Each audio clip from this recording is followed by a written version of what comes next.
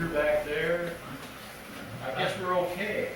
So, speak into the microphone, but let me do a few announcements and other things. First of all, our president of the original Courthouse Preservation Corporation, Sandy Bissett.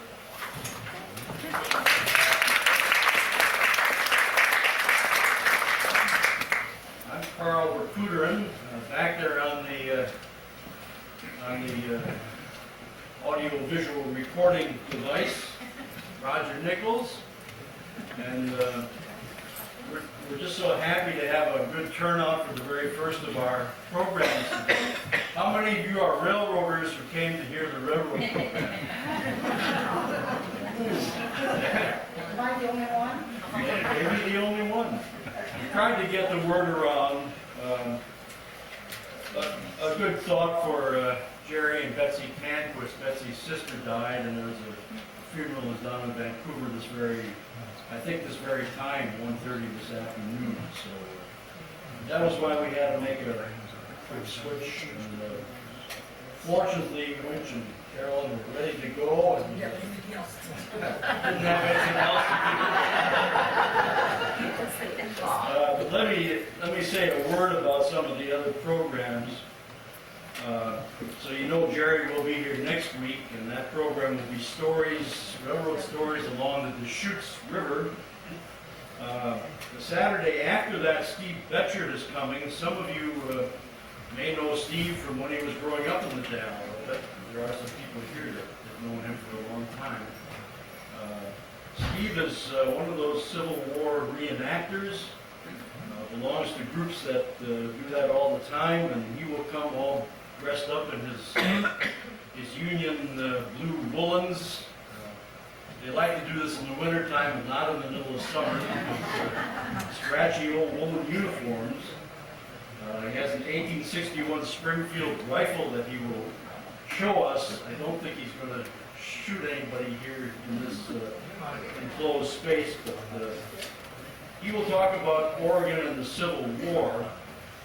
And then the last week, Saturday the 25th, I was hoping I will ask today and will ask again the next 2 weeks. The gentleman who's coming is Dr. Malin Kriebel, who comes from up in Washington, and he got interested in the military campaigns that came out of Fort Dalles and went up into Washington State and eventually rights all the way up into northern Idaho. And he's particularly interested in the maps because he has the field maps of Theodore Pilecki, who was the topographer who went along with Steptoe on the first campaign and then with Colonel Wright. And they're marvelous documents.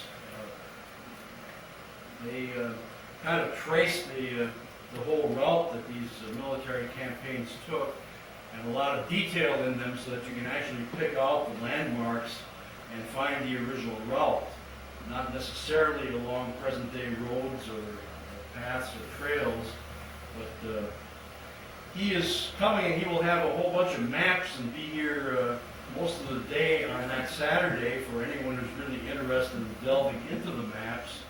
He also promises to come a day early and stay over onto the Sunday the day after.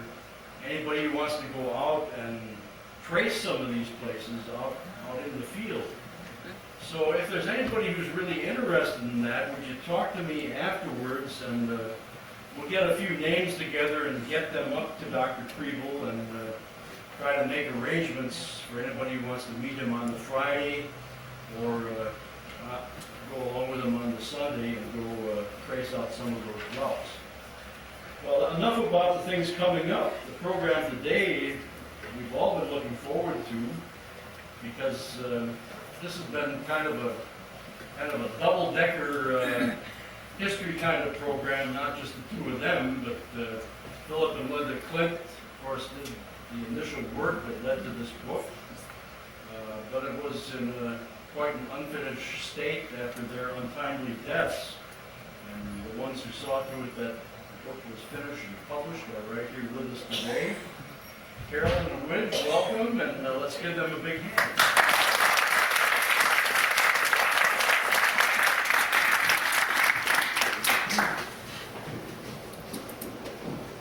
Okay. Well, thank you very much for inviting me, and Widge and I, this has been really a work of, I guess it was a commitment of love of history on my part. And I guess I should start by saying my ancestors came to Oregon sometime in 1852 or 3. We know that some came to Vancouver. That was one by the name of Taylor, the Taylor family. They became riverboat captains and some of them I think have a rather notorious history, so we haven't delved into that one. But one ancestor, my great-grandfather, because of health reasons, went to Antelope in, I'd say, probably around in the late 1880s. So, with his family, and settled there. And then, so then my grandmother, my grandfather, on my mother's side were both born in Antelope. And my father's family all came to Antelope and homesteaded about 1910. So I'm a native of South Wasco County. Anyway, I was also a history major in college, so I have a love of history, even though I haven't done much with it other than being interested in it. So when we came upon Philip and Linda's manuscript, it just seemed like the natural thing was to make sure, reading it, it was such a delightful story, or having had enough history to know that it was great to get all the parts and pieces put together. So to me, it just was a natural that we needed to make sure this manuscript that was already written got printed. And it was that excitement about reading the first manuscript that led me to want to put my time into getting it developed. I guess I have to say first that we used the writings and the references that Linda and Philip put together. Fortunately, Linda did put the reference books in the text. So, but we didn't have footnotes, so that's why I spent a lot of my time finding the page. I also have to say that I asked Philip if he'd like it published, and he said yes. So then I went to the Discovery Center and asked if they would consider doing this book, because the Wasco County Historical Museum Press, which is one branch out there, purpose is to collect and print the local history. So I thought this would be a real natural, and it has turned out to be that way. And so they said yes. The Klindt, I had asked Philip by the time he died, when he was gone before we actually got to that, but the family continued to work and say yes, that's exactly what we want done, and we did it.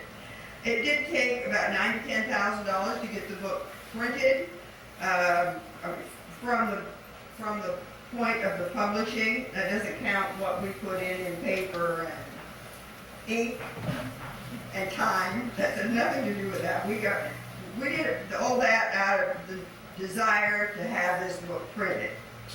All profits are going to the Discovery Center for the purpose of printing more community history.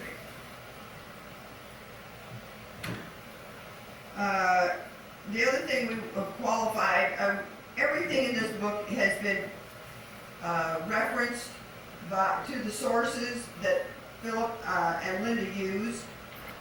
We spent many hours hunting for those. That was primarily my chore.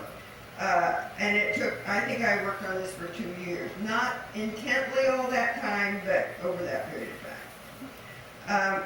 And if anybody finds anything that they question, we would like to hear about it. We would like to have you bring your reference or your authority that says that may dispute what is in the book, because we've used what Linda used and Philip used. So if there's any questions, we're open to discussing it, and if there's any serious question about accuracy, we'll try to see that those are repaired in another edition. But we would really like, if you just tell me I think that's wrong, well, okay, that's your opinion. But if you have a documentation, that's what we want to see. The cover was designed by Ben Bonham of Bonham Designs in Hood River. He's a private party that does this as one of his many talents. And B&B Printers from Portland printed the book, and that was through a contract with the Discovery Center. The Discovery Center being the publisher was the one that made those arrangements.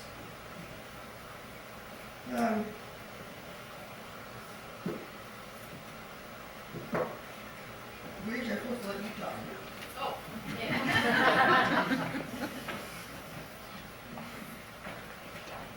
I'm Widge Johnson, and I'm really mad at Philip for not being here to do this. This is not my deal.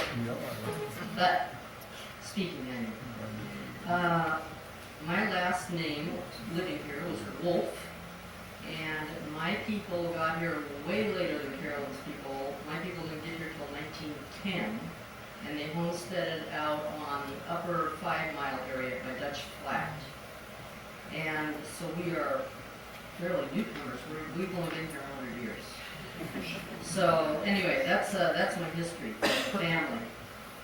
The history with Klindt's is that Philip and Linda, when they bought the bookstore in the 80s, moved to right across the street from my mother on 14th Street, so that's how we met them. And then my daughter Sherry fell in love with them and actually wanted to be adopted by them. And I wouldn't relinquish the rights, and so they put her on at the store to work 6 days a week for 25 years. She worked there. So then, when my mother passed, the family sold our house and we moved into that home. So we were neighbors with Philip and Linda forever. And when I quit my job at the county after 20 years, I wanted to be adopted by them, and they wouldn't, but they got me a job at the store. So they all worked out there, my grandmother. So that's our connection with them.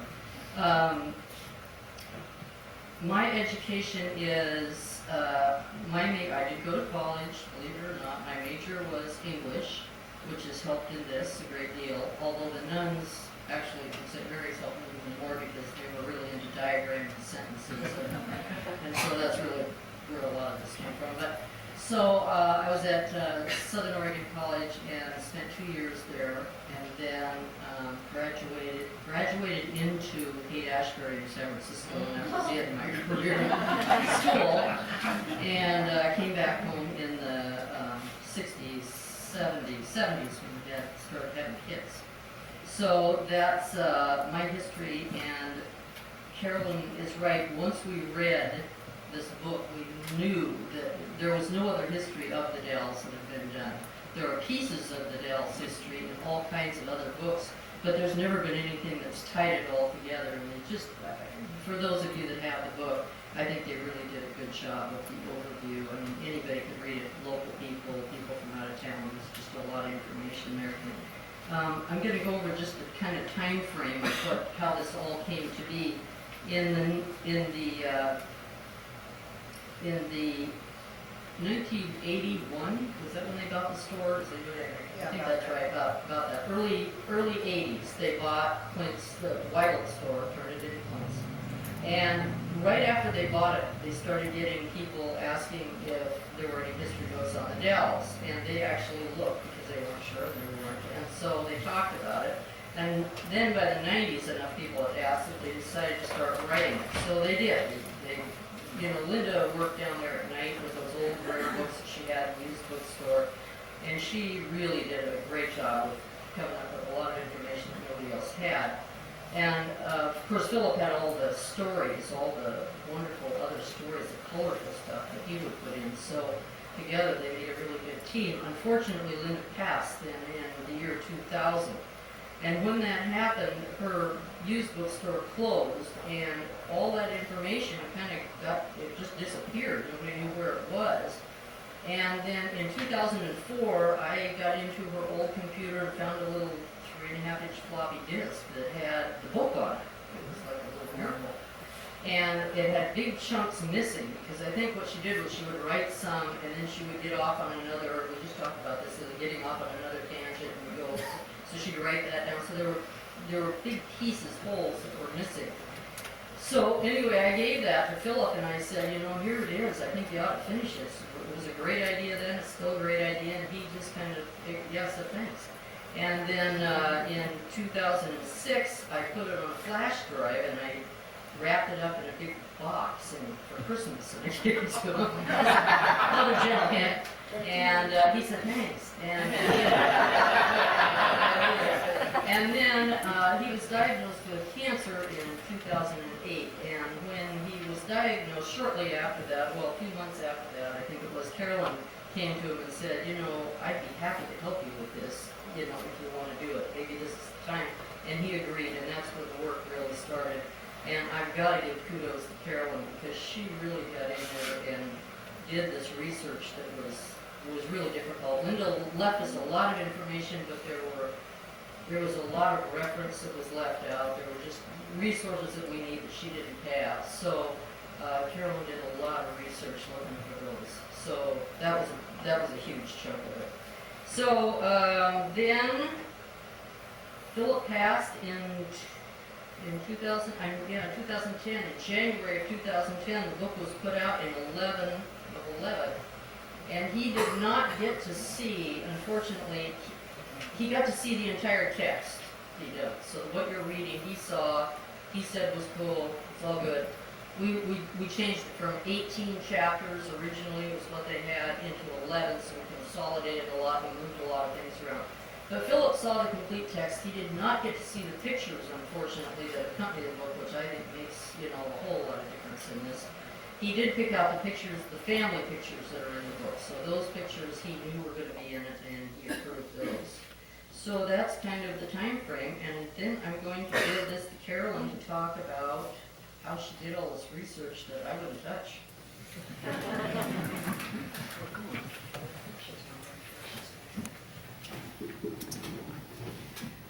Well, I think, fortunately, one of those first days we were talking to Philip about this, we'd be reading through it, and I'd say, okay, Philip, where did that come from? And he'd say, oh, that's such and such a book, and it's back there on the shelf in the library, and they had a room that was his office, but it was really mostly just bookshelves. And they had tremendous quantity of these old history books. So there were a few we didn't have, but it was really good to sit down and be able to go through the text and say, okay, Philip, where did this come from? Or where is this book? Because some of them we knew, you've heard the title before, but where am I going to find it? Because many of them were old, and many of them they did have. But I also have to say thanks to the library, because she had quotes out of the Dalles Times-Mountaineer, which came from the History of Central Oregon, embracing Wasco, all of the counties of Eastern Oregon. But when you're documenting something and you're quoting a newspaper article, you're supposed to have the title of the article, the title of the paper, the almost page it was on, and who wrote it. So this meant that I went to the library and hunted down, and fortunately they had the Dalles Times-Mountaineers on microfiche. So I was able to find that there. Another book, the story about the Indian village that Peter Skeens-Ogden comes upon, and everybody has died, or just about. I could not find that. I hunted and Peter, I read several of his diaries hunting for it. Well, it didn't come out in his diary. It wasn't in his diary. They finally found I mean, all of this is happenstance. Oh, here's a book by him, so let's go see what's in it. So, the Peter Skeens Ogden Fur Trader book was in, and we couldn't find a source, I mean, we couldn't find a volume of that. Finally, the library found, there was one in the Cascade Mountain Library. So they got that for me, and I read the whole book before I found this, you know, I mean, you're looking for a very small little paragraph out of the whole book. So anyway, that was one of them. So you have I found it, yes, I found it in that book. Then the other story that I thought was interesting, well, was the pioneer woman who goes rafts down the river. Was one of the story that jumps out at me the most because I just feel like I'm standing in horribly cold water. Theodore Thurston Greer wrote that article, and we had to go online to find that because we had no idea the source of that diary excerpt. Come to find out, he was one of her sons, and he became Governor of Oregon. So some of these, and fortunately now, you can type in Google, I think, Widge knows the computer. She runs the computer side of things, and I did the writing side. Anyway, or she did a lot of correcting. But anyway, we would type these phrases in online, and you would find a source for them. So, which is extremely helpful when you're looking for history. But anyway, I thought it was interesting to discover then that it was written by her, it was her diary, published much later by her son. And I don't know if this son was alive at that time because the husband died. She married again and had more family, so I don't know where he came in the mix of things, but if he was the one that went down the river or not. Another source that was extremely helpful was Priscilla Canute, who wrote the Picturesque Frontier, the Army's Fort Dalles. That section on Fort Dalles almost entirely comes from her book, which is it was put out by the Oregon Historical Society Press, and it had the detail. You can tell she had done a lot of research. There's a lot of this stuff written down in government documents. But at this level, I wasn't hunting for government documents. So fortunately, she, who had worked at the Oregon Historical Society, had done extensive research and gathered a lot of this material and published that book. It's a yellow book. It was published in 1987. Very helpful. I think it's The Brazen Overlanders of 1845, which is another excellent source of overland history.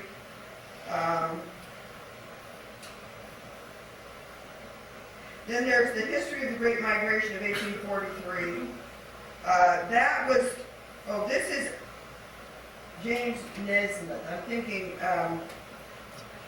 he's quoted in a speech, and sometimes finding the source from a speech is difficult.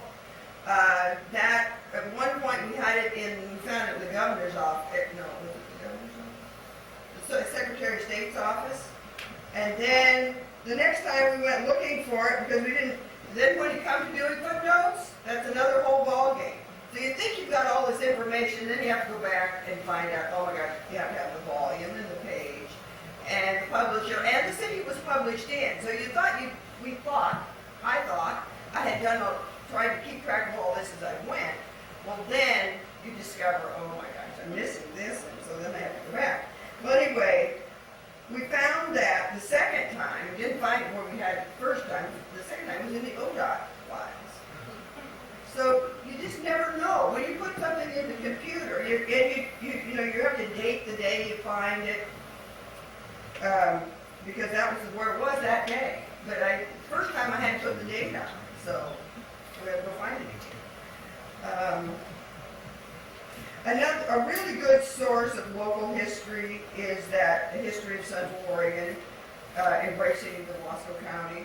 Now, it's a compilation written by many people in 1909. It's a book that's about this thick, but it must be at least 6 inches thick.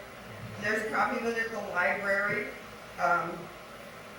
And it's a very expensive book if you can find one, but Philip happened to have one. So, and it has a lot on Wasco County in it. And again, it's where the newspaper was quoted. I'm sure some of it is recollection because it's written in about just before 1909.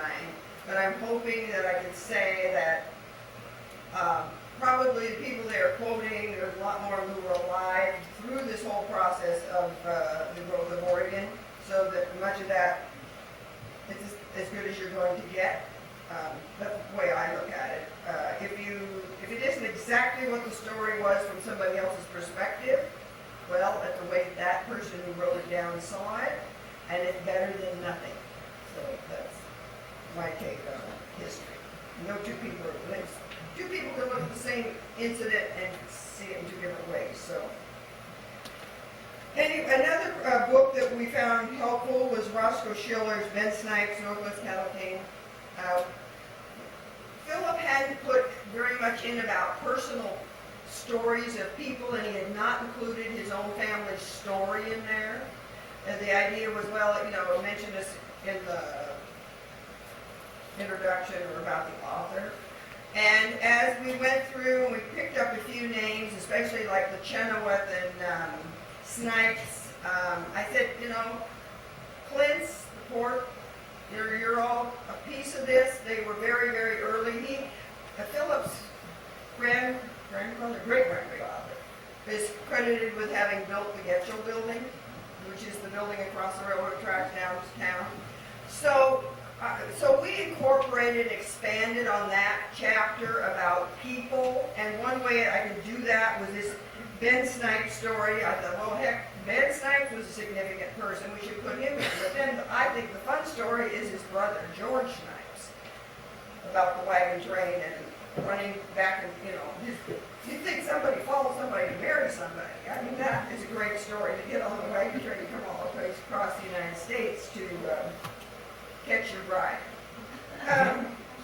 Anyway, if anybody has questions there, I'll be happy to answer them. It's mostly hunt, and it's sort of like, it's just hunting and searching, and you come across something that is interesting, and then you move to another one.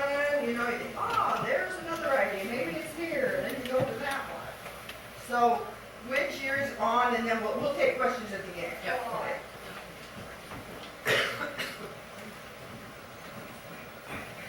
Well, we got so excited about the Snipe family, those stories that we found, that we went out to Oddfellows Cemetery and found these guys. We were, look, Mark, there's Martha! We took pictures of ourselves with them. So, that might be a tour someday that we look at. It's kind of funny. I'm supposed to be talking now on the computer piece of this, which is crazy. It's nuts. I have a PC. I have just a regular old PC. We thought we could do it on this. And my niece and I had done a book about my mother's, we did her autobiography. We'd done it in a program called Publisher. And we had put pictures in, and it was lovely, and it was, we did it in 6 months, and we thought, wow, this is not going to be a problem here. And then we found out that there were a lot of problems, and one of them was that when we asked Ben Bonham out of Hood River to do the design, the cover design, he was using a program called Adobe Design Illustrator. And then, as he got more into this book and looking at it, he decided that he maybe wanted to do the typesetting for us, which was awesome. Because, it was going to save us a little money, and he was into it, and so you got somebody else that's kind of invested, and so that was great. Well, one of the problems was he had a Mac, and he lives in Hood River, and I've got a PC, and I'm in the Dalles. So everything that we've already put on here, well, first of all, I had put everything on Word. And then my niece came over and shoved it all into Publisher, where we then put the pictures, and she helped us edit them, and it was looking good. And then we tried to move them over to Ben, and nothing was working. I mean, you know, he'd get words that were partly here and partly over here, and sentences weren't making sense, and so that was a real struggle. So anyway, that took a little time. And then Ben had to re-edit all of the pictures that, you know, we'd already had done. And in the meantime, Carolyn and I were just getting volumes of fabulous old vintage pictures, you know. I mean, we were getting all these great pictures, and so we're putting my computer at that time was running, you know, 2 miles an hour. It was just really bogged down with everything that was in there.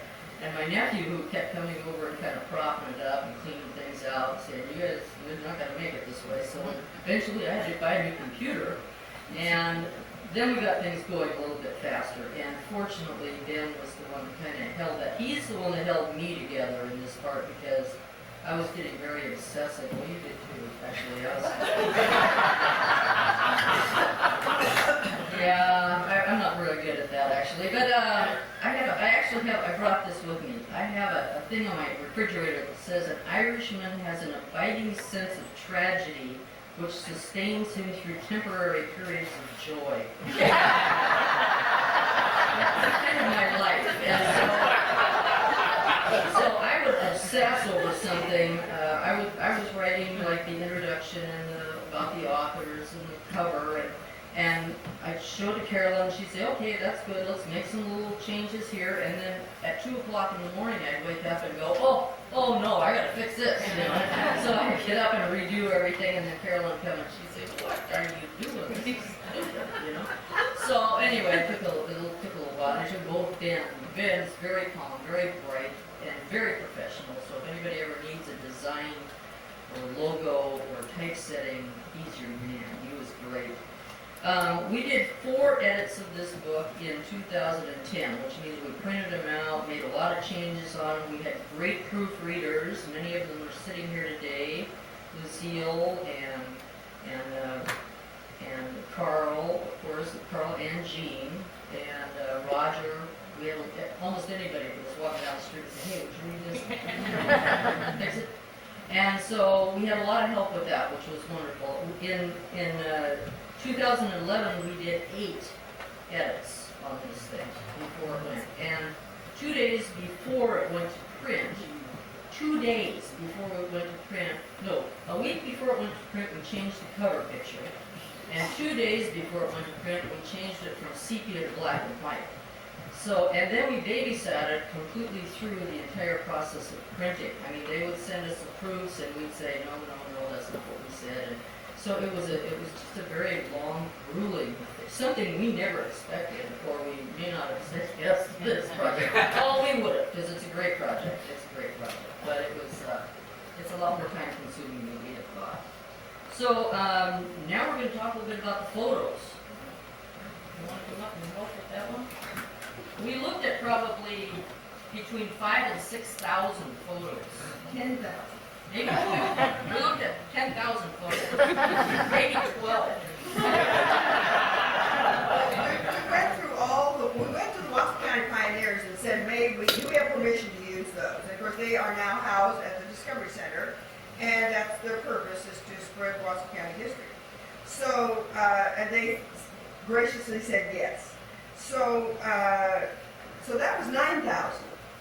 Then everybody else is listed in the front of the book had pictures. So I'm sure we had 1,000 more pictures through all the other sources that we used. Every picture almost is a story. And then even after we had selected them all and thought we had done it all right, then Carl came. well, then we took, there's this pixel thing. So if there's a few very small pictures in here, and they are small because that is big as they can make them and still make them look like a good picture. So that's why some really small ones are in here. Not too many, but I have to say, the pictures came out way better than I ever dreamed they would, and way better than we ever saw them on anything that we were looking at before. There were a lot of people that had the same picture. The Pioneer Association, the Discovery Center, John Wood's collection. A lot of those people had exactly the same picture. So we had to find the best one, the one that was the best pixels and all that to use. So we were kind of afraid that people would say, yeah, well, you must have got that from us. We have that picture, but a lot of people have the same picture. A young man that I went to school with, he's been collecting, and his name is Doug Miller, he's from here, and he's been collecting the Dalles photos for 40 years. And he happened to send us a CD with like 500 pictures on it 2 weeks before we started the process of the pictures. So that was like a godsend. It was amazing that we got his. The other thing we wanted to do was to make sure everybody got credit for their pictures. So we spent a lot of time making sure we got the right initials, the right code, and I think we got them all right, on each picture. So there's a list in the front of the book that gives you, that you can refer back to with these initials that tells you where the picture came from that we actually used. And we wanted to make sure everybody got credit where credit was due. We have to thank a lot of people for running out and taking a picture and saying, hey, can you send that to me, please?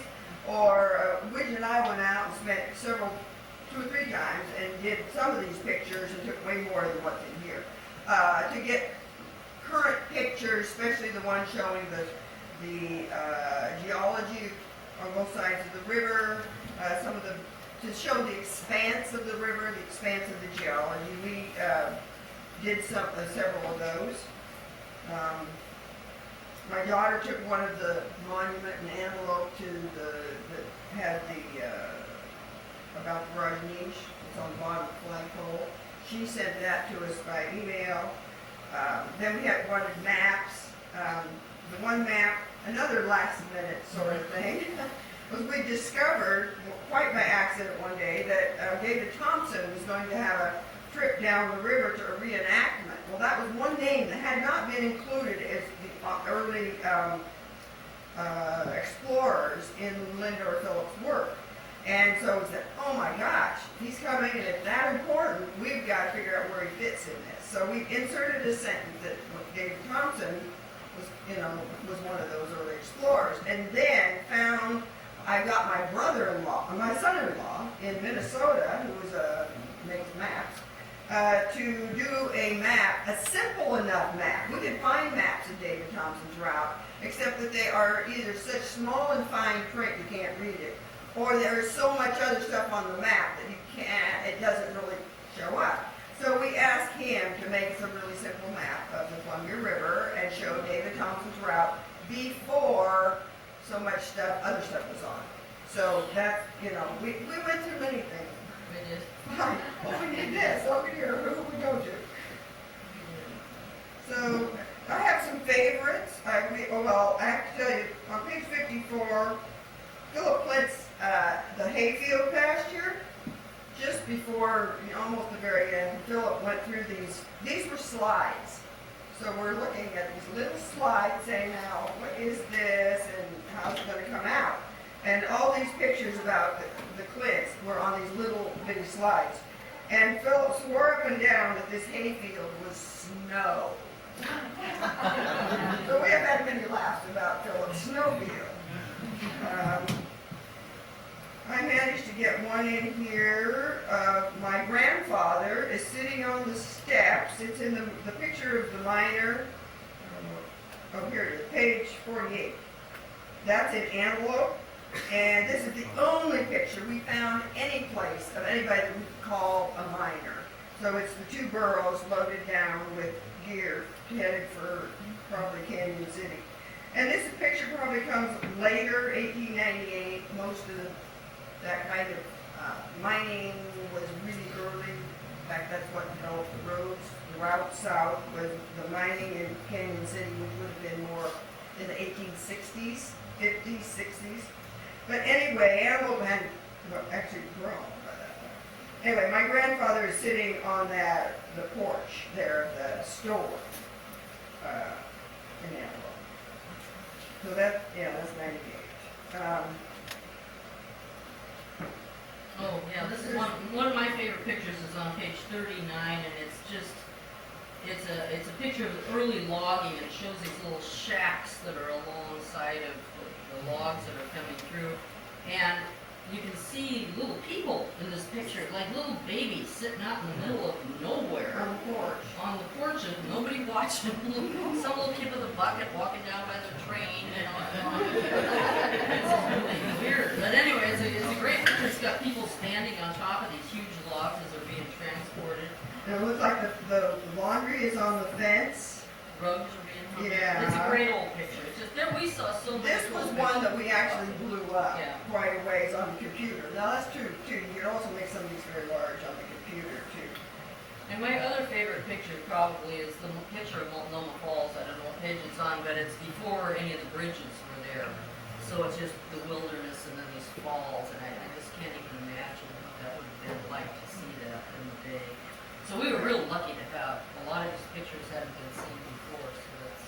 And the one thing we could say about Doug Miller's pictures, we were sort of figuring how in the heck are we going to end this book? You know, I mean, Philip had brought it up to the dam, building of the Dalles Dam. So how do you sort of bring this 20th century up to 2000 into it?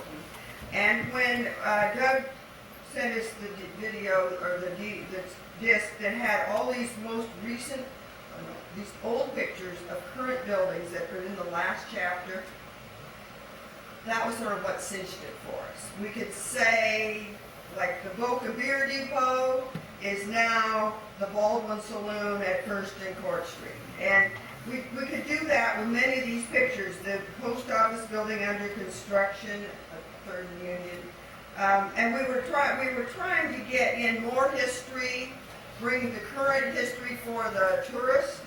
They could go around and see these places because that's why we put in the location, and they could see what it used to be like and what it is now. So that was that was sort of really helped us bring the book to an end, rather than just saying, okay, they built a dam and that was it, you know. So, and we could bring in, somebody said to me, aren't you going to mention the college? I don't know, it's not the story. So when we have found this picture of the old Eastern Oregon TB Hospital, we get, you know, now it's the administration building for community college. So it conveys that we've moved on and we have more than we did then. So anyway, that was how we sort of tied it all together and brought it up to. The other thing that's been fun is the farm pictures here on 112. The orchards around the Dalles, we had no idea what we were looking at. We just knew it was in this area. Well, Tom Bailey said, oh, that's our house before Dad put the second story on. And David Wagenblatt said, oh, that was on my grandfather's farm, the horses pulling the wagon. And so it's been fun hearing the reactions, and I think most of the time we've gotten most of it right, but anyway. Yeah, for the railroaders that are here, that is one of the things that we have found out that we did make some, well, we wrote it down, I mean, the way it was, but there are 3 railroad pictures that have captions on them that are not correct. One says train east of the Dalles, it should have been west of the Dalles. There's a couple of train pictures that Gary Connolly knew right off the bat where they were, and of course he's been in that rail for, you know, so many years and he knows that inside out. So, and then I went down and actually looked at the hills with that picture in my hand, and he's dead on for where they were. So that will be included in the next edition that hopefully the next generation of little Klints will be doing. We won't be here. Probably not. No. But the other thing I think that I found so exciting about the story is the ups and downs of the local economy, the ups and downs of the population. You know, I think like really hasn't changed. You know, the increase, the decrease, and then all of the fires and the floods. I mean, we have been through so much, and I think, you know, most people of today and the younger generation have no concept of what that meant before we had a dam around here.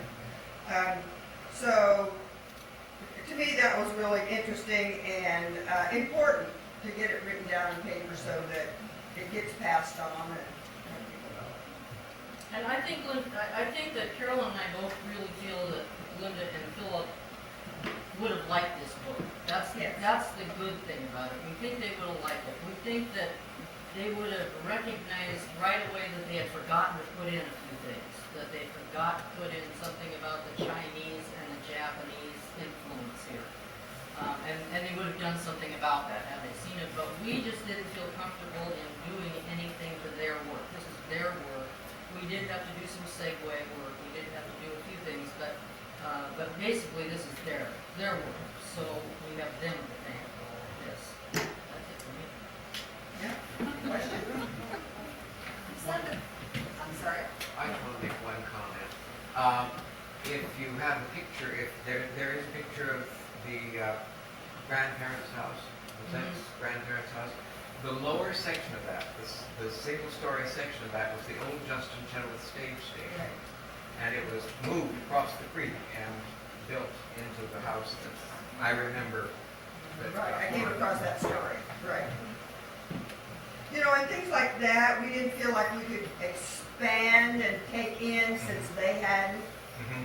But I had found that, yeah, that was a very old house, but it's gone, they built the other house, yeah. These Sandy? pictures turned out so much better than what you put in. How do you do that? Ben did a lot of work. Yeah, I'd say, and I don't know, for some reason, they came out, I guess clearer is the right word. Yeah, Ben Bond did a lot of work on these. I mean, my niece had done a lot of work on them in Publisher, but unfortunately that had to go by the wayside. And she had cleaned up a lot of them. It Yeah. looked so much better once we just, and then Ben did the same thing when he got it into the next program. He really worked on it. Yeah. Yeah, some of these are just, We were impressed. Yeah, it was They're amazing. outstanding. And we were scared. Well, actually, when it was all good up, down, there was all kinds of stuff going on with this. But at one point, the printer sent us, right before they went to print, they sent us this book, and the pictures didn't look too great.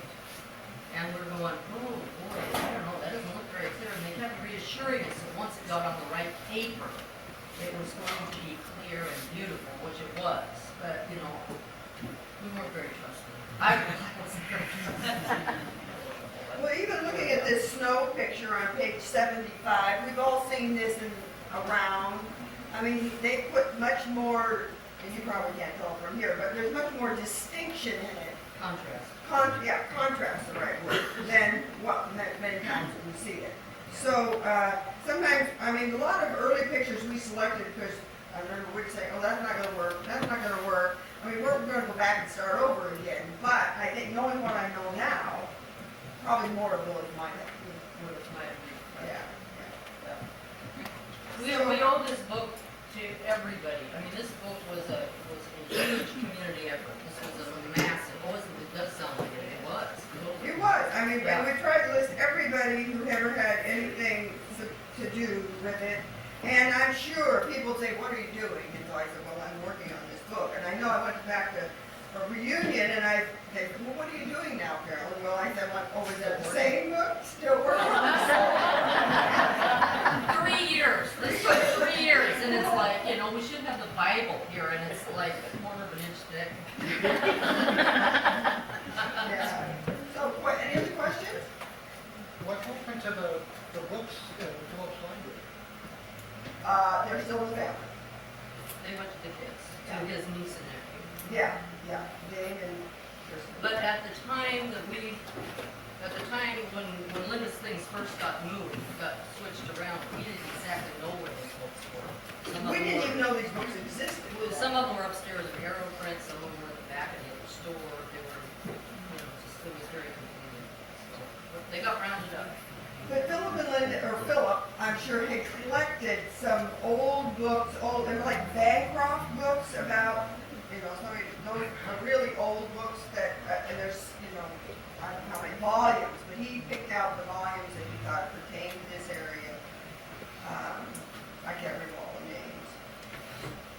By, several authors anyway. It's a great collection. But the library has a really good collection, and now Discovery Center So there are sources around here to read through and And the internet. and the internet. Yeah. Oh, just amazing. But even that history of Wasco County, we discovered, I thought, oh, that'll never be on the internet. Well, parts of that is on the internet. The whole thing. Probably, yeah. I mean, that is literally 6 inches thick. So, anyway, anybody have any questions? Yes? I don't have a question, but I have a comment. Based on Widge's statement of her abilities to match what Philip did as a speaker, she did an excellent job. Yes. Thanks. I'm gonna go home and take some drugs now.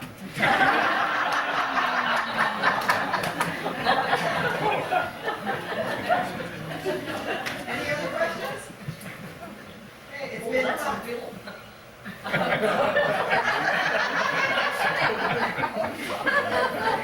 Well, thank you. It's been fun and,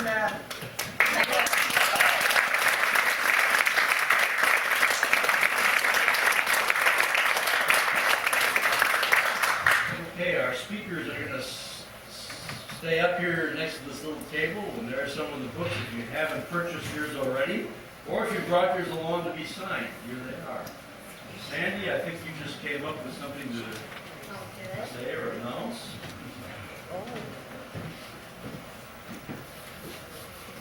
First of all, Roger, you did a very, very nice job of videotaping. We want a copy of this. We're going to entitle it Widge, Carolyn, and the Sheep.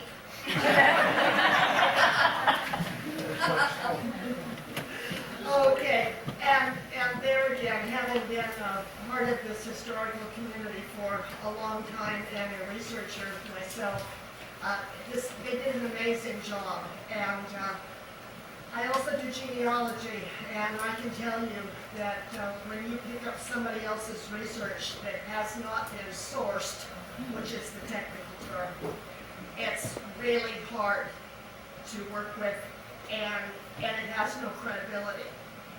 And so having gone from the very beginning and doing all of the sources for this, I'm amazed that they got it done in 3 years. I mean, it is a huge undertaking, and it's a great book besides.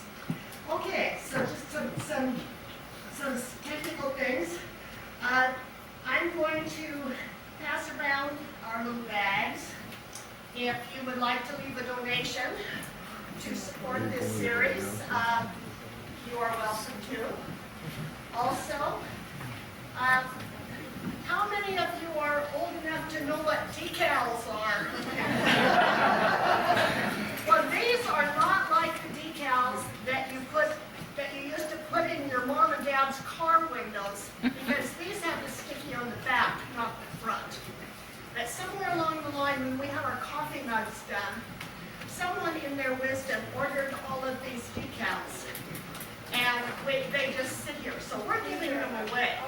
So you can pass them around, take them home to your grandkids. But if you stick them on the outside of your windshield in the winter, they will go away. So anyway, we'll have coffee and refreshments downstairs afterwards.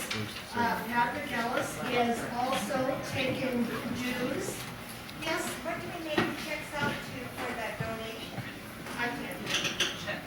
Donation for original courthouses. And Patrick is taking dues. It's time to pay your dues for the year. Those of you who were at the annual meeting last year know that we changed our dues schedule to be due when this series was happening. It makes it easier for everyone to remember. How much are our dues? There's a dues schedule, and it goes from 15 individual, 25 family, $40 sustaining, and $100 for patron. And what you get extra for that extra amount is a feel good. Because it doesn't cost to come to our facilities, it doesn't cost to come to our programs. We just love everybody. And then, just for your information, you pay your dues. stairs that we have remastered from some of our old programs are $15 each, rather than $14. So all of that information is downstairs. Widge and Carolyn will send you books, they will sign books, looks like they will put your kids and bookmarks and all sorts of things. Thank you all for coming. See you next week.